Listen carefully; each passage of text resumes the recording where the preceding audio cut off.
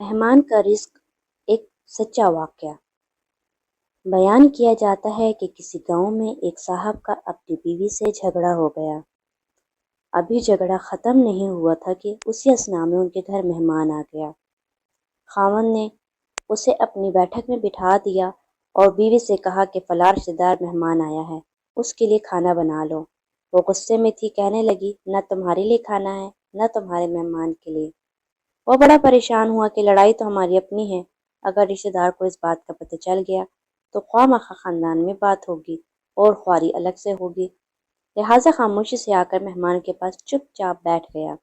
اتنے میں اسے خیال آ گیا کہ چلو بیوی اگر روٹی نہیں پکاتی تو سامنے والے ہمارے ہمسائے بہت ہی اچھے لوگ ہیں، میں انہیں ایک مہمان کا کھانا پکانے کے لیے کہہ دیتا ہوں۔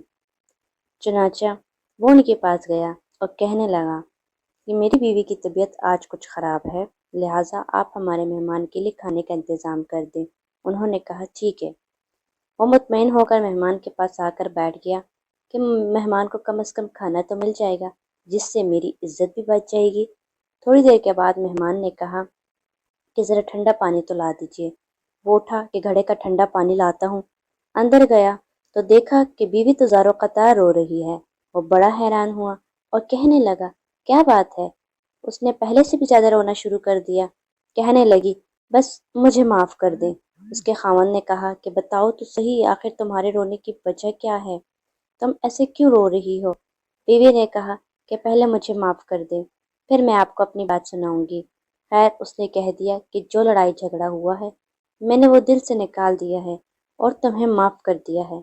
پھر وہ کہنے لگی کہ جب آپ نے آ کر مہمان کے بارے میں بتایا اور میں نے کہہ دیا کہ نہ تمہارے لیے کچھ پکے گا اور نہ ہی تمہارے مہمان کے لیے کچھ پکے گا تو آپ چلے گئے، مگر میں نے دل میں سوچا کہ لڑائی تو میری اور آپ کی ہے اور یہ مہمان رشتہ دار ہے، ہمیں اس کے سامنے اپنے جھگڑے کے پول نہیں کھولنا چاہیے۔ چنانچہ میں اٹھی کہ کھانا بناتی ہوں۔ جب میں باورچی خانے میں گئی تو میں نے دیکھا کہ جس بوری میں ہمارا آٹا پڑا ہوتا ہے، ایک سفید لباس شخص اس بوری میں سے آٹا نکال رہا ہے۔ میں یہ منظر دیکھ کر سہم سی گئی۔ وہ مجھے کہنے لگے کہ اے خاتون، پریشان نہ ہو، یہ تمہارے مہمان کا حصہ تھا جو تمہارے آٹے میں شامل تھا۔